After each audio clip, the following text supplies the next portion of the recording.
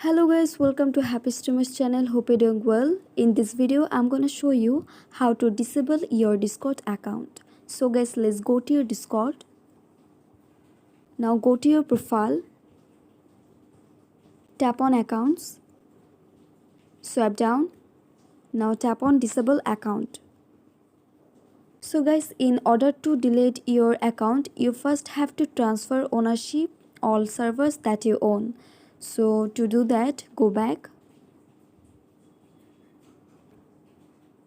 Now tap on the server name, tap on settings, swipe down. Now tap on members. Now select the account you want to transfer ownership. And guys, if you have a small server or don't have any members, then you can delete your server. So for that, go back, go to overview, swipe down. Now tap on delete server, tap on yes.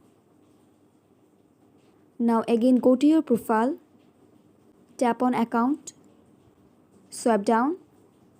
Now tap on disable account. Now simply type in your Discord password here and tap on OK. Then it will disable your Discord account. So guys, that's it. That's how you can do it. So guys, I hope this video was helpful to you. If it was, then please give a thumbs up and hit the subscribe button. And thanks for watching the video.